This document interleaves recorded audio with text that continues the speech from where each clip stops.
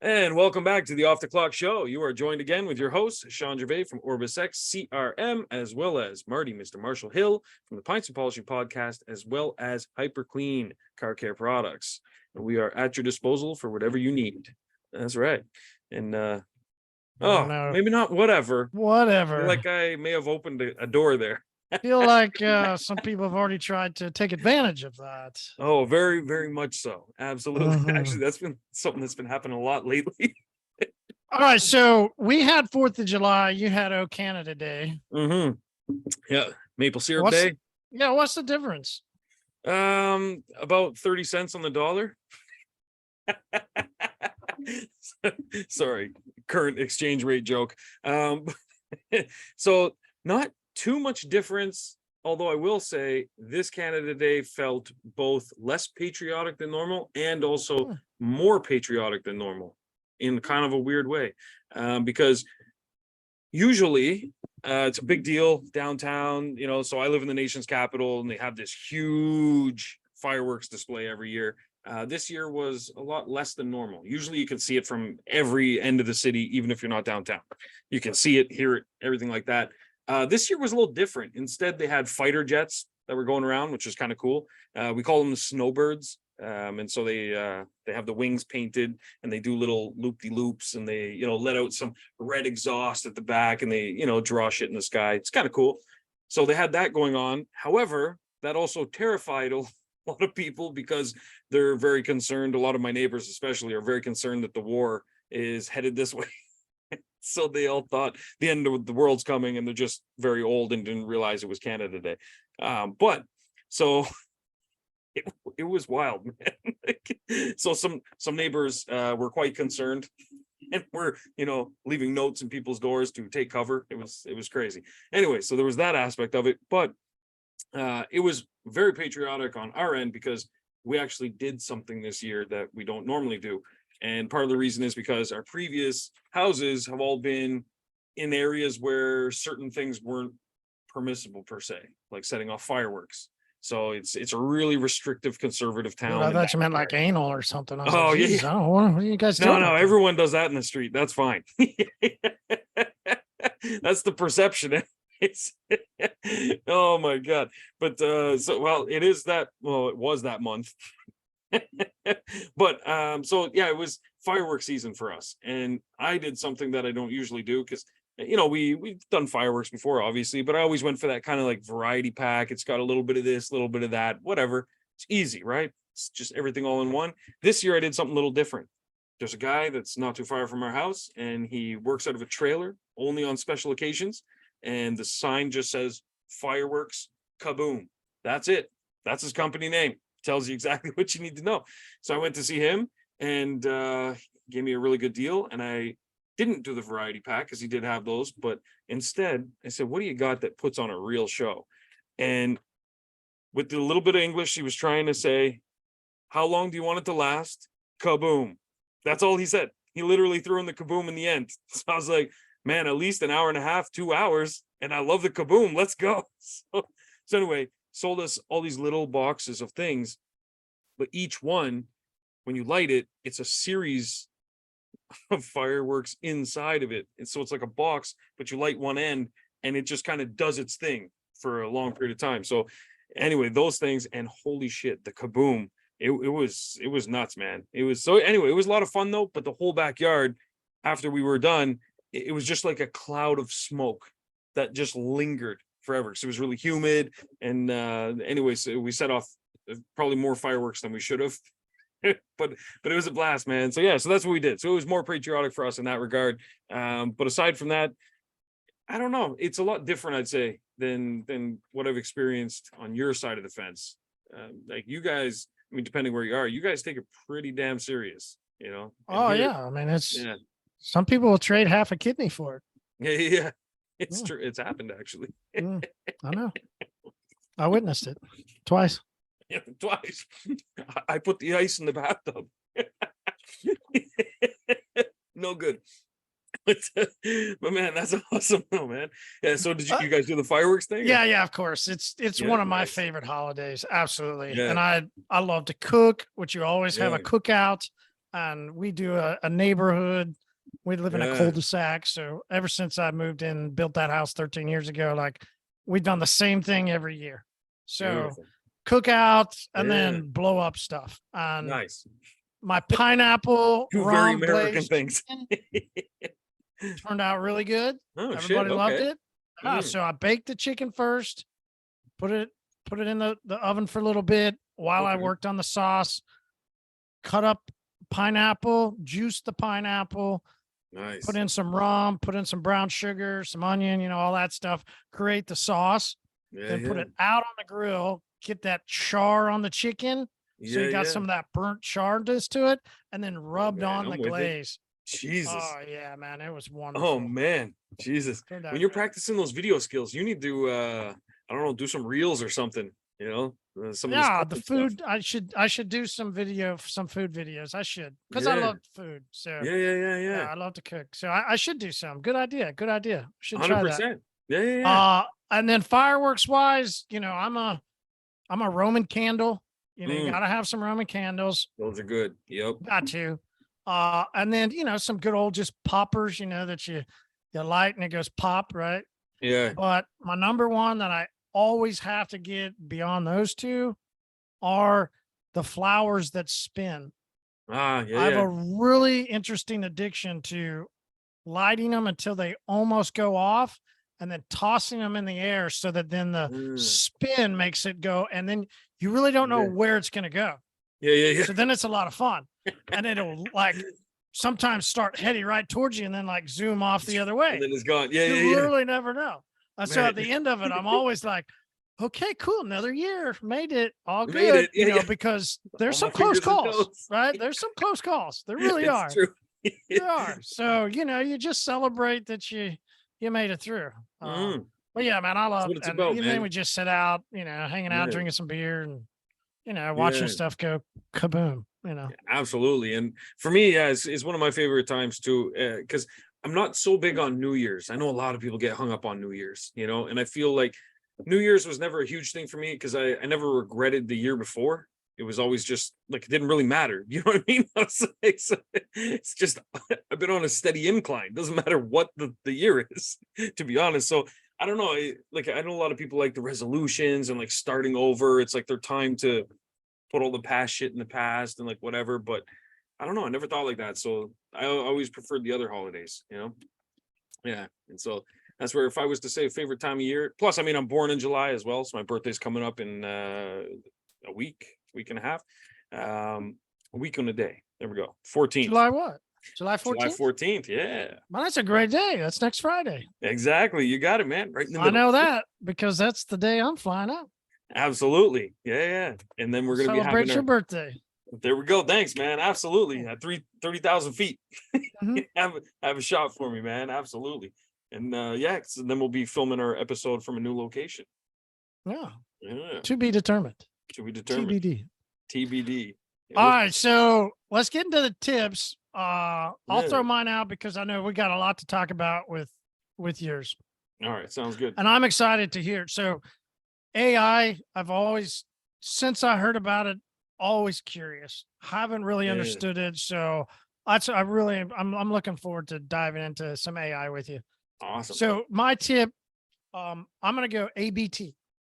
Yeah. Now I was trying to figure out what this right. was. So I've done this over the past couple of weeks, right? There's always this little acronym, right? Yeah. It's like Sesame Street. Yeah. There you go. A little Sesame Street. We're off the clock, having some booze. Yeah, that's what it is. Keep it simple. Exactly. Keep 3 letters. Yeah. That's 3 letters. ABT. ABT. And I want you to go into the OrbisX group and go look at my July 4th post. And I say this, and this is my tip, because this is where so many people struggle, myself included, is how to write after you make a post, after you do a photo, what is it that you're supposed to write? And how do you do it? So if you go in and look, there's a formula. It's called ABT. I didn't follow the formula to the absolute end. Yeah. But I was going to say to the T. Yeah, that's where I stopped. A stands for and. And okay. B stands for something we all love. Nice Butt. big butts. T is therefore.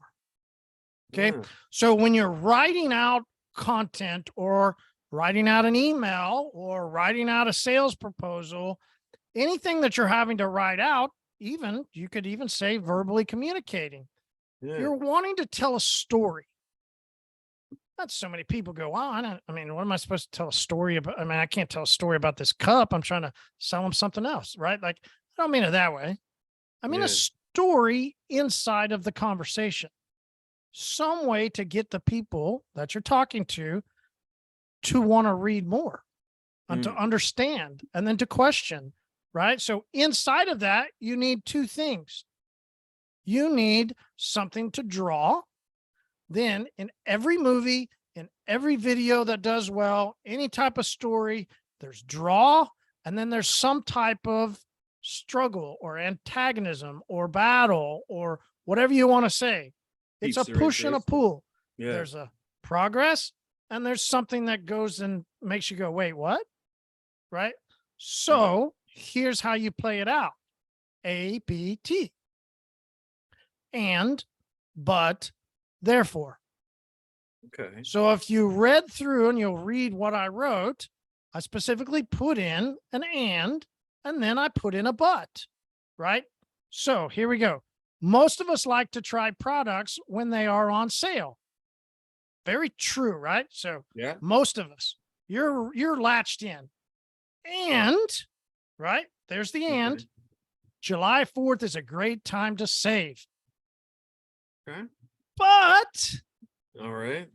See, we're progressing, and then I'm going to throw a but in. When somebody hears the word but or they read the word but, it immediately pulls into their mind that goes, oh, wait, something's different. Yeah. And that's the grab, right?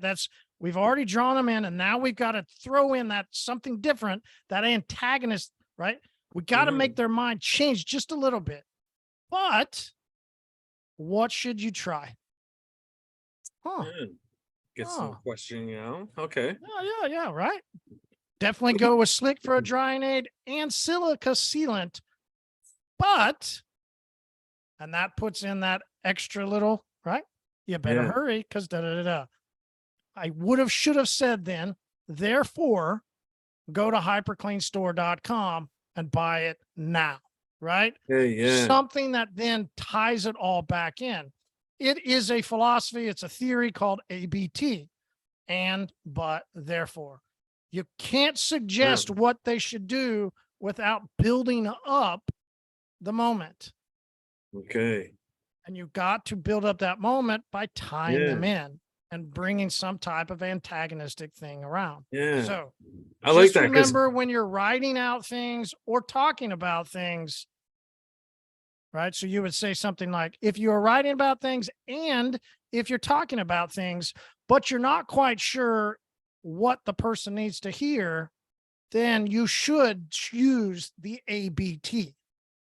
That was well played right there. That was.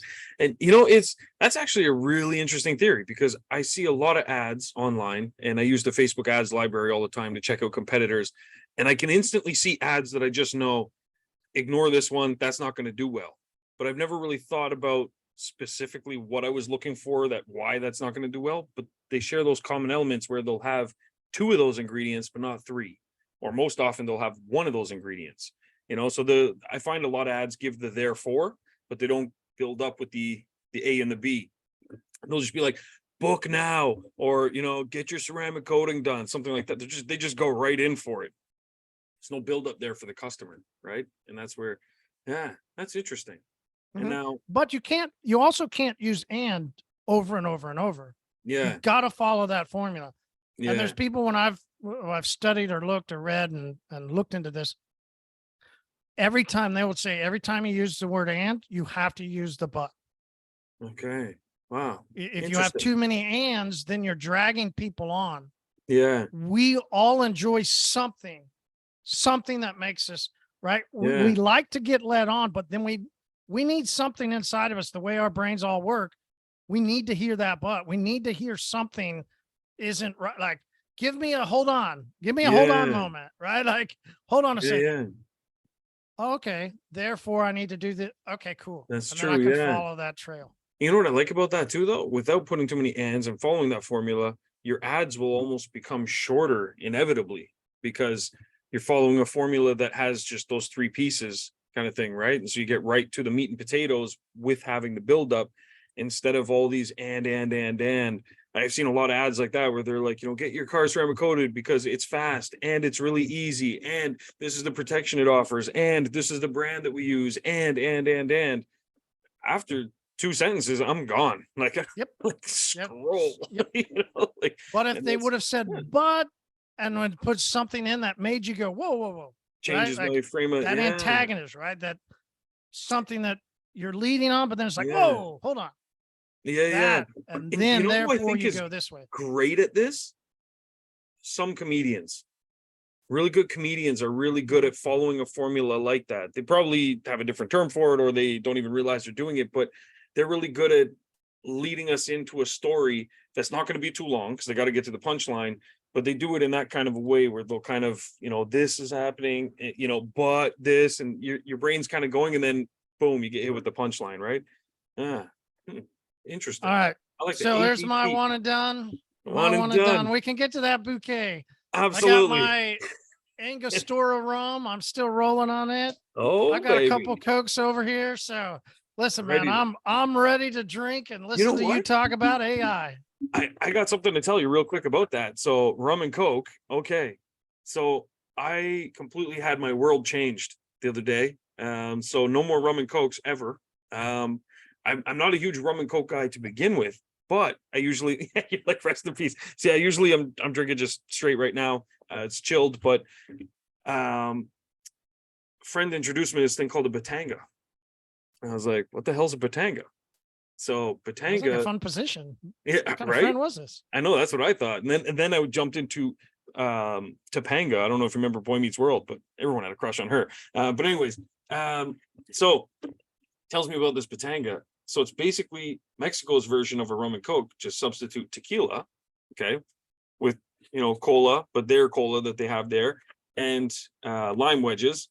But here's the interesting thing: the place where this was originated, every glass the guy made has a unique taste because he stirred it with this massive knife that he used to cut all his veggies. So whenever he was making, enchiladas or whatever he's making, all the veggies that he was cutting up throughout the day, he would stir your drink with his knife. So every one had its own kind of unique thing. So I did that. I prepped all my stuff for dinner, and then I went and I made myself some Batangas. And I tell you, I don't know if it was because every drink was getting stronger, but each one tasted different. But it was also fantastic. I'm not going to lie. It's actually a really good combination. So the Batanga, that's some homework for the next episode. And so I do have a bouquet, and it's all neatly done into one bouquet, but there's several flowers here. Now, what this is, these are not talking points per se, but I'm going to read some of them. And what this is these are responses from ChatGPT, because we live in a wonderful world with AI. OrbisX is the first and still to this day the only CRM in the detailing industry and the automotive industry that has artificial intelligence built into it. Others may say they work with some AI stuff. It's not really built in. And there's a big difference in what AI is. And so what is AI? Yeah, thank you. Absolutely. That's what I'm on my edge of my chair. What Absolutely. is AI?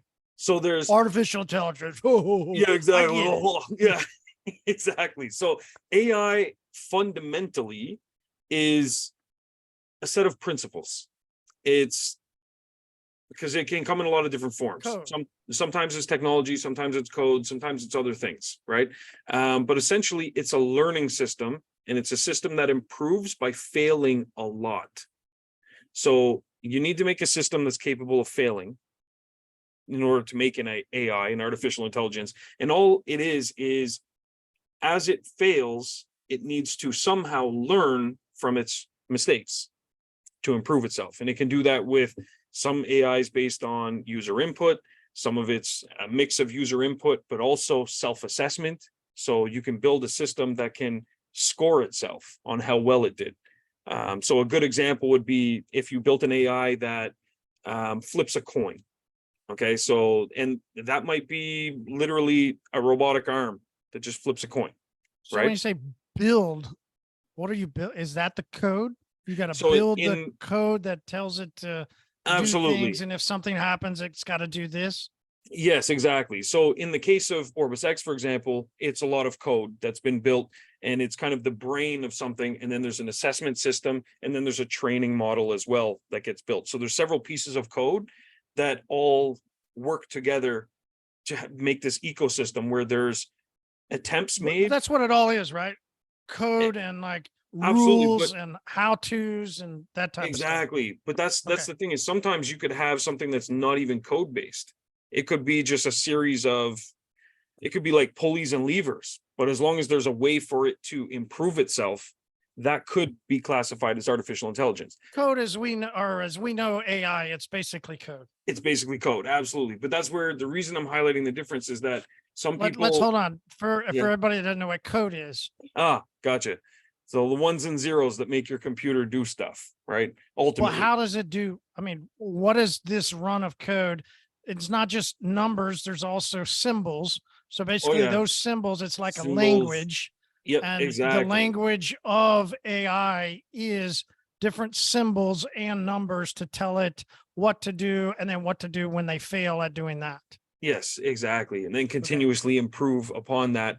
And a lot of languages have evolved to be including Will AI words. write its own code, or you always have to write the code for it? The AI, some AIs can write their own code and continue to improve their own code. It depends on how they're constructed. So the OrbisX AI, for example, has the ability to write some of its own code, but not create new code in a lot of scenarios. All right, so let's go to iRobot. Let's go to, let's go to that, there's that whole segment of society that sees these robots start to walk around, because that's pretty cool what they've used with AI and going into robotics. It's pretty cool what they're doing. For sure. Can iRobot and can artificial intelligence start to, develop its own? Will we be owned by the robots later in life? Yeah, I would say we should be. Hopefully. I hope so. You hope so. You're one of those, huh? I hope they make our life easier in every capacity out there. What was that cartoon where it had the family that couldn't get along with everybody and they were crazy, but then the robots came to kill them all? And it's like, anyway, there's a cartoon movie from like a year ago or so. It was a crazy fun movie. They were always in a car, and the robots would take everybody and go into a pod. And I know which one you're talking about. Yeah, but no, there was another one I was thinking, but it was started from a cell phone, right? That little cell phone guy that then the AI inside this. So can that actually happen?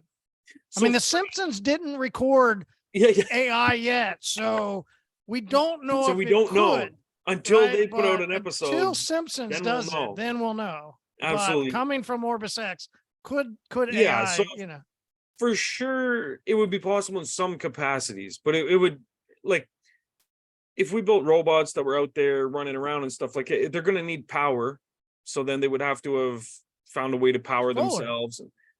What'd you say? Water? Solar. Oh, solar. Yeah. Well, then we just wait for a cloudy day and murder them all. It'd be recycling day, bitch.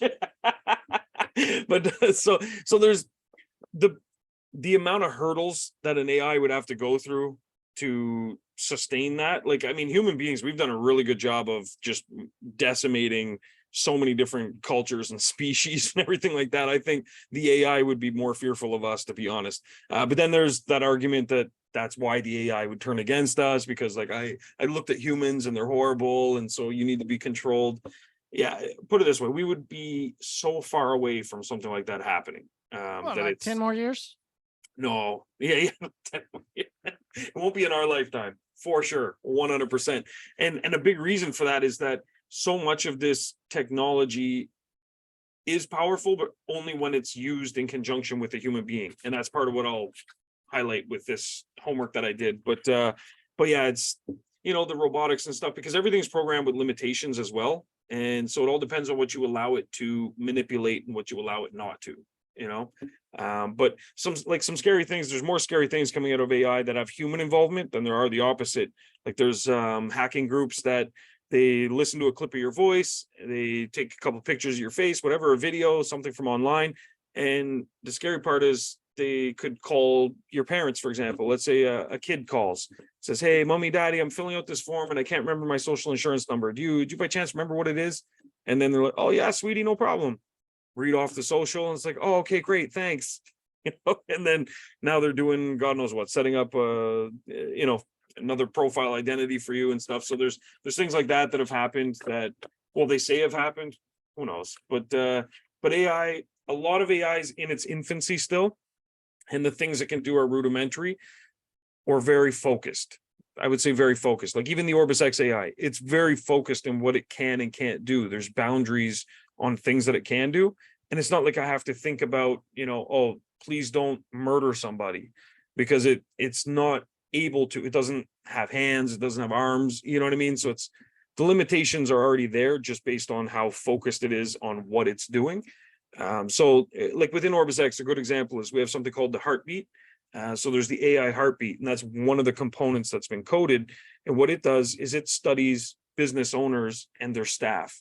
So all it's looking for is data on, how many jobs you have in the shop, how often you have jobs in the shop, how many, per day you're doing, how long each one takes, how many services on average each one takes, how many customers, this and that. It's assessing all these things, the days a week that you're working, the hours that you're working. If that varies in a certain day, it'll count it as an anomaly, but it'll still keep track of it. But if that starts to continuously happen, it'll see, okay, you're working now 6 days a week when you were working 4 or 5. And so what it's going to do is start a timer, and it's going to say, you can't keep this up forever. It's going to factor in your age. It's going to factor in whether you're male or female, things like that. And then it'll start to assess your profile, and it'll say, Marty's probably feeling a little tired. And so then it'll adjust your schedule automatically in terms of what's available and what's shown to customers, but then there's some accounts, depending on how they've set up their limitations, the AI ignores that completely. You might not be using staff schedules, for example.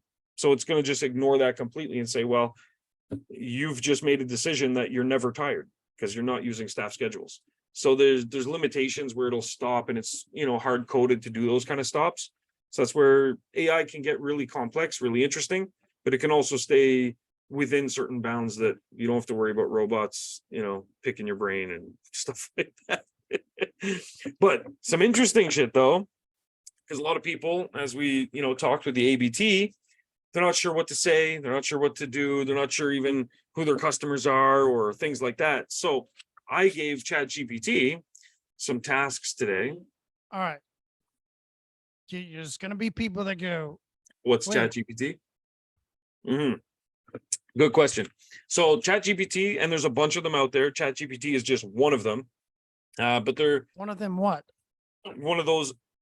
It's a website ultimately that someone can use. It's technology someone can tap into. Some with a website, some with an API. Don't worry about those technical terms. But basically, it's an interface that you can interact with. You can ask it questions, and it will give responses or answers as best as it can that are continuously improved with community feedback. And how is that basically like Alexa? It's essentially like Alexa, because there is artificial intelligence built into Alexa, Google Home, all those boxes. They all have AI built into them. Absolutely. And it's very similar to that.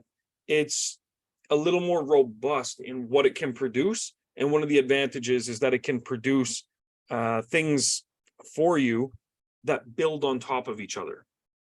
And I'm going to illustrate that with this, because you can ask it a question.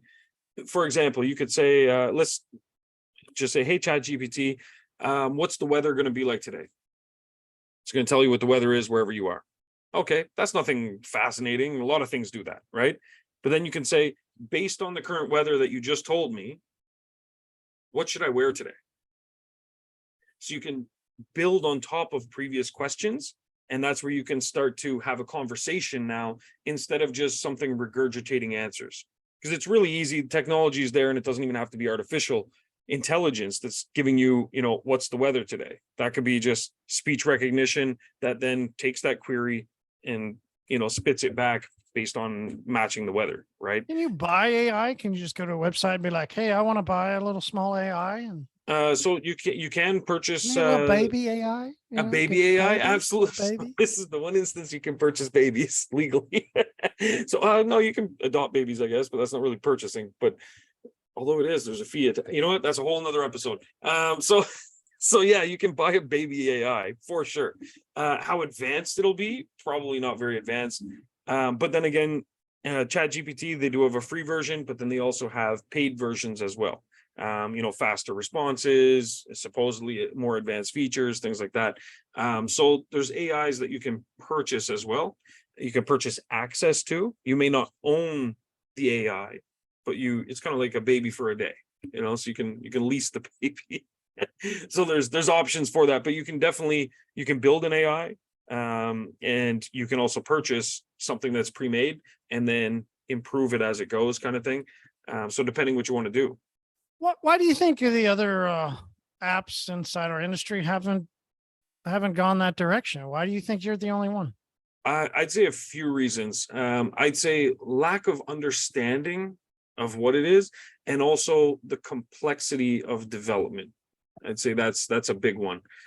So I started mine about 8 years ago for another software product that I needed to help run a call center. And that's where we started this thing. And it was very basic. It was before AI was a word that most people use nowadays. You go to YouTube, you'll see thousands of reels and all kinds of shorts and stuff like that about AI. It's a very hot topic now. But I've been working with artificial intelligence in some capacity for almost a decade now. So it's one of those things where it's like, where do you start? And now that there's things like ChatGPT out there, the option a lot of people are looking at is, well, how can I just integrate with somebody else's AI? And there's advantages there as well, right? Speed to release, things like that. But there are costs associated, and also there's limitations. And then anytime you're implementing somebody else's thing, you can't really put restrictions on it because you don't own it. So someone could use something that's integrated in your system to now do something harmful to your system, right? Because you've now integrated it into your ecosystem. So if there's a loophole there, vulnerability, you've just exposed it to something that can do a lot of shit in a very short period of time, So that's where with OrbisX, it was more important to keep things streamlined and controlled. And then that way also, we control the training and the learning, because I want the AI to continuously learn and make better decisions. But I don't want someone else to be able to manipulate what it does, if that makes sense. So, but I think a big thing is the complexity. How much does AI do for me, the detailer? Depending on if you're using one of the other crappy softwares, nothing. If you're using OrbisX, everything. So yeah, so as a detailer, a few things. One of the biggest ones would be it's kind of like a personal assistant that does sales. It also does management. Yeah, okay, they're done there. Every detailer needs a personal assistant. There we go. Absolutely. Absolutely. We can stop right there. Yeah, absolutely. And so the big one for me is sales. So I actually faced a problem at my shop, which was my guys, as the business grew, they weren't able to call customers as often as we wanted them to, right? Which makes sense. You can only make so many phone calls in a day, but we still wanted to reach out to all the customers. The problem with just sending generic emails out is that you're not learning anything from the customer that's going to help you close the sale, and you're not implementing anything that you've learned about the customer to help close the sale. It's just generic. It's, hey, Marty, would you like to book another appointment? I'm sure you enjoyed your last visit. Like, that's not going to really do much for you in comparison to a system that looks and says, Marty always books on a Tuesday at 4 p.m. And it's going to look ahead on your calendar and say, geez, we've got a Tuesday 4 p.m. appointment slot that's open in 2 weeks. And you've told the AI, only book me on days where I have 4 appointments or less. So the AI checks and says, oh, you've only got 3 appointments that day. Tuesday 4 p.m. is open. Let me look through all the customer profiles, find the ones that like Tuesdays more than the other ones, and send them a message and say, we've got a slot on Tuesday that's open 4 p.m. We know you like Tuesdays. And so AI can do things like this, and that's going to help boost your sales without you having to do anything. And it's going to be a lot more effective than if you just, oh, geez, I'm kind of slow, or I want to be booked up next Tuesday. And you just send out a generic blast, because you can do that through, an email campaign or something like that. But it's going to be the exact same message to every customer, and you're just blanketing your whole list.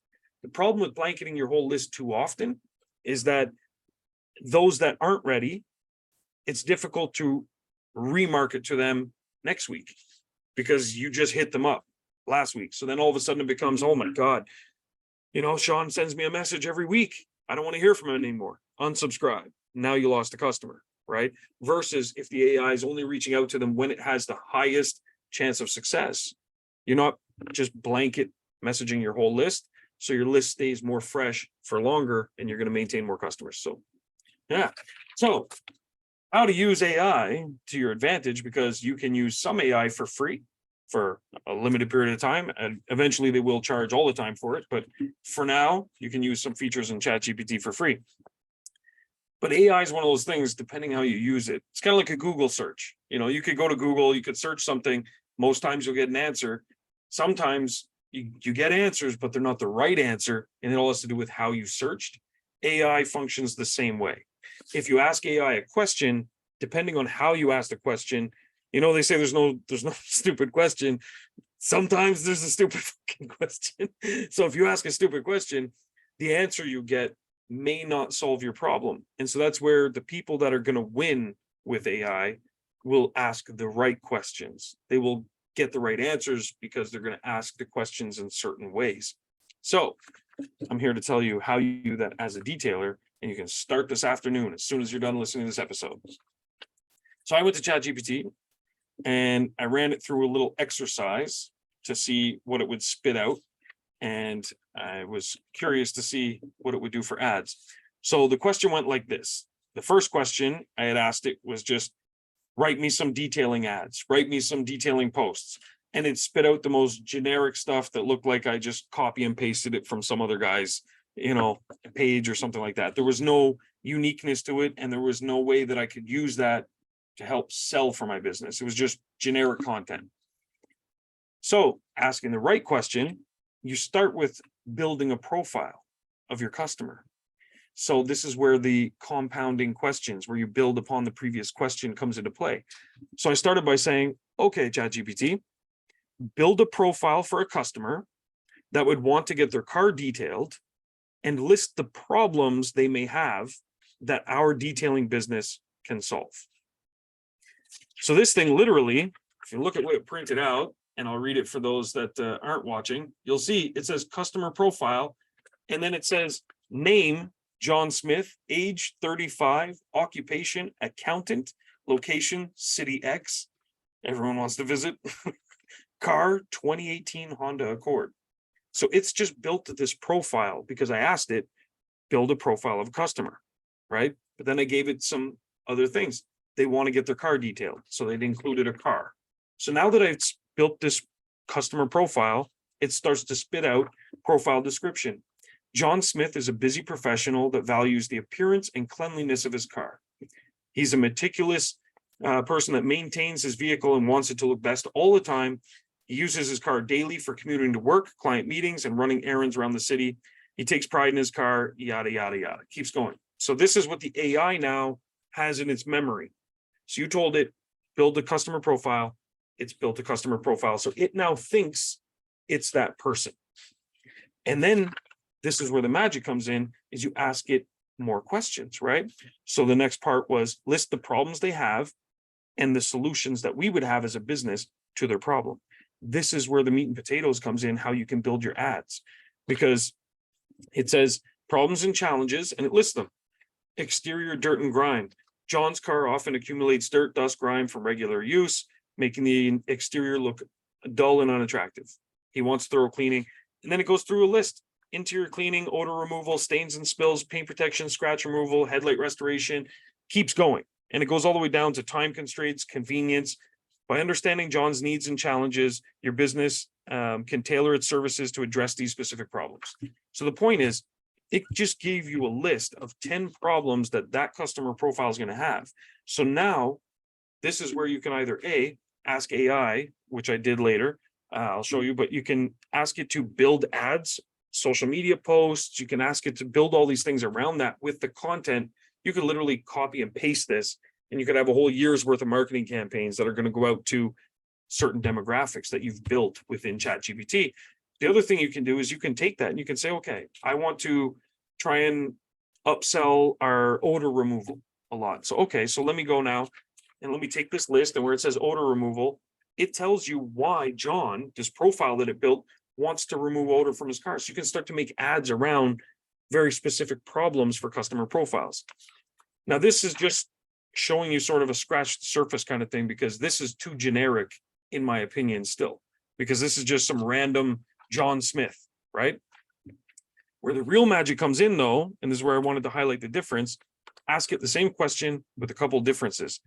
So build a profile of a female customer that wants to get their car detailed, and I go in with the exact same thing. Tell me the problems it has. So it builds customer profile 2, Emily Johnson. She's 28. She's a marketing manager. She lives in the suburbs, and she has a 2022 Camry. All right. I know, right? Yeah. Everything but the hair color. So it tells us her job description, what she values. She, busy lifestyle. She uses her car for commuting, social events, and occasional road trips, yada, yada, yada. Right? Mm-hmm. Okay. So this is great. But then it goes into her problems and challenges. And the thing is, her problems and challenges are different than the other one, right? Because the AI knows she's female, and the AI knows that she has a different type of lifestyle. So this is where you can start to tailor and craft your ads differently, depending on genders, age, so on and so forth, just by asking the same question, but a little differently. So imagine now you want to sell ceramic coating and you're trying to find the best target audience. Try this with a few different ages. Be like, I want to write a ceramic coating ad for females that are between the ages of 45 and 50. And then do the same question between the age of 19 and 25. And then depending on what problems you see there, you're going to be able to look at that list and say, oh, the 19 to 25-year-old thinks about ceramic coating and the reasons for it differently than the 45 to 50-year-old, right? So you can start to structure ads. And then when you go into your favorite marketing program, whether it's Facebook ads or whatever you're using, you'll be able to tailor ads specifically for those demographics and build ads around those problems and the solutions that you've identified now for that age demographic, right? So the last example I have here, which is followed up by the now what I'll get into, is I asked it to build a profile for a male customer who drives a truck that wants to get their truck ceramic coated, list the problems that they may have, and I would like you to solve them. And I would also like you to make some social media posts for me, and then write a funny yet informative email that will help convert this lead into a sale. That was the question that I asked ChatGPT. It's a big task.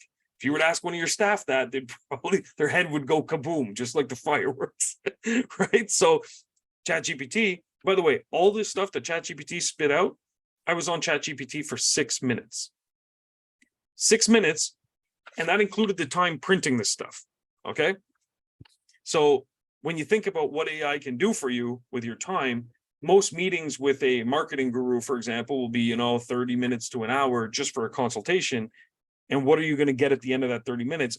This 6-minute exercise here, I've already learned so much about different types of customers and what problems they think they have for these products and how I can structure them. So anyway, it built me this profile about this guy, John Anderson. He's 38, drives an F-150, and the problems that he has with his truck that he wants to solve. So he uses it for work, as well as it says it's his home away from home. That's what the AI said.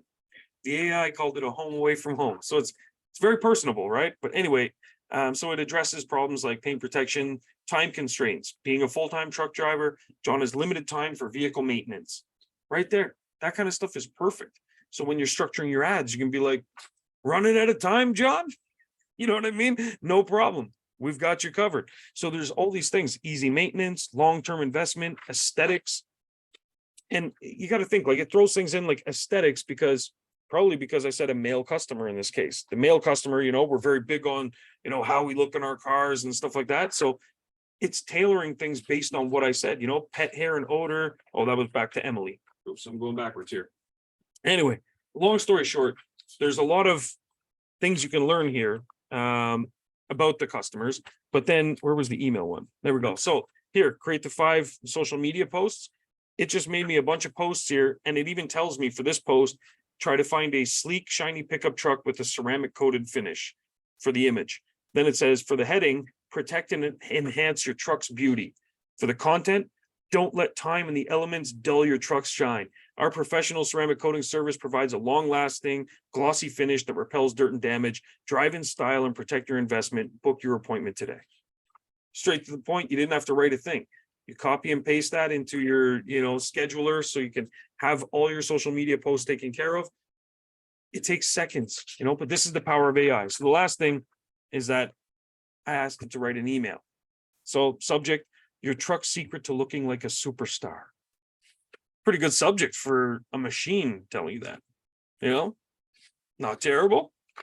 You can always improve on these things, but hey man, this was 6 minutes of work here. You know what I mean? So this is the power of AI. So the cool thing I think is just the way it writes. Hey there, John.